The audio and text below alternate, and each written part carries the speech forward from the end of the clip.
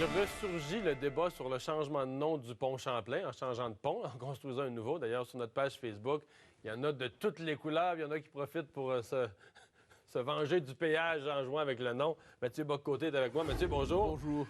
Il y a des gens comme toi, férus d'histoire, qui, en partant, embarquent pas dans le débat sur le changement de nom, pas du tout. Ben, non seulement parce que féru d'histoire, mais attaché à une certaine partie de la mémoire, je dirais. C'est-à-dire, qu'est-ce que c'est le pont Champlain, comme le pont Jacques-Cartier d'ailleurs? C'est un des derniers symboles visibles, présents au quotidien, de ce qu'on pourrait appeler la mémoire de la Nouvelle-France. La Nouvelle-France, un moment fondamental, fondateur de notre histoire, mais qui a tendance à se dissiper aujourd'hui. Vous savez, on a l'impression de vivre dans un instant présent perpétuel. Et le pont Champlain, qu'est-ce que c'est? C'est une manière de rappeler donc la présence du fondateur de la Nouvelle-France. Donc, en tant que tel, c'est un nom qui mérite d'être préservé, on pourrait dire, dans le paysage public québécois. Mais plus encore, quand on cherche à remplacer une figure historique majeure, une figure historique fondatrice, quelquefois on entend la suggestion le pont Maurice-Richard. Donc par une vedette sportive honorable, certainement, mais qui n'a pas la même portée. Mais on te dira, Maurice Richard, c'est plus qu'une vedette sportive. C'est le héros d'un siècle. Oui, mais je ferai quelques nuances. Si on veut parler du 20e siècle, on trouvera peut-être un autre héros que Maurice Richard. Mais cela dit, et on décide d'avoir un minimum de sens des réalités et des proportions, dans l'histoire du Québec, Samuel de Champlain et Maurice Richard, c'est pas exactement de même nature comme empreinte laissée sur la culture, la réalité d'un peuple. Alors, cette volonté presque de liquider la mémoire de la Nouvelle-France, cette volonté de passer d'une culture historique à la culture populaire, cette volonté de liquider tout ce qui vient d'un vieux passé qui nous raccroche d'une manière ou de l'autre à l'héritage des siècles, eh bien, on peut y voir encore une fois cette tentation de l'amnésie volontaire qui caractérise notre époque pour le pire.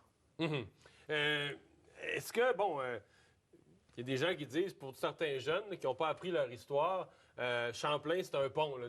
Oui, puis Henri Bourassa, c'est une station de métro, puis Lionel Groux, c'en est une aussi. D'ailleurs, le Québec au complet n'est qu'une station de métro. Puis ça, Louis-H. Lafontaine, c'est un hôpital. Mais est-ce que l'histoire, au-delà des bâtiments, des ponts ou des rues auxquelles on peut donner un nom, est-ce que le vrai problème, c'est pas l'enseignement de l'histoire lui-même ou la connaissance de l'histoire ou l'intérêt pour l'histoire? Ben, voilà le problème. Nous sommes de plus en plus étrangers dans notre propre quotidien. J'entends par là qu'il y a une présence historique partout visible, mais qui ne rejoint plus ce qu'on pourrait appeler la conscience collective, la part la plus visible de la conscience collective. Donc oui, effectivement, c'est un pont, c'est un hôpital, c'est une rue, c'est une intersection, mais effectivement, la connaissance historique est indispensable. Je l'ai souvent dit, non seulement parce qu'en tant que tel, mieux vaut ne pas sentir qu'on est sorti simplement d'hier, qu'on n'est pas sorti de rien, mais aussi tout simplement pour repérer le pays dans lequel nous vivons, pour être capable de comprendre les grands enjeux politiques, historiques, économiques, sociaux qui nous arrivent.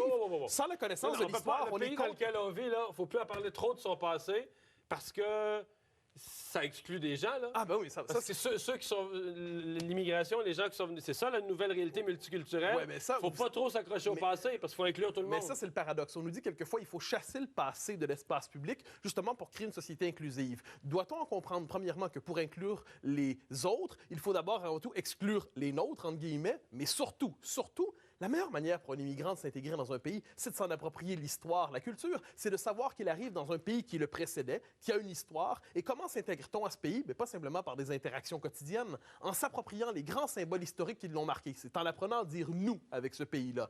Donc l'histoire, loin d'être un élément qui exclut les immigrants, l'histoire, c'est un élément qui peut contribuer à leur inclusion, à leur intégration véritable. À moins, bien évidemment, encore une fois, de dire que finalement, il n'y a plus de société d'accueil, il y a des individus, des communautés fragmentées, il n'y a plus de peuple, il n'y a plus de nation, il n'y a plus de culture. Mais si on veut vivre dans un tel monde, qu'on nous en avertisse. Puis l'idée d'un référendum, où on dit on Champlain, Maurice Richard, on met tous les noms, on fait voter les Montréalais ou les gens de la région de Montréal. Alors, si on accepte de renouer avec le référendum comme principe politique, je ne l'utiliserai pas d'abord pour nommer un pont.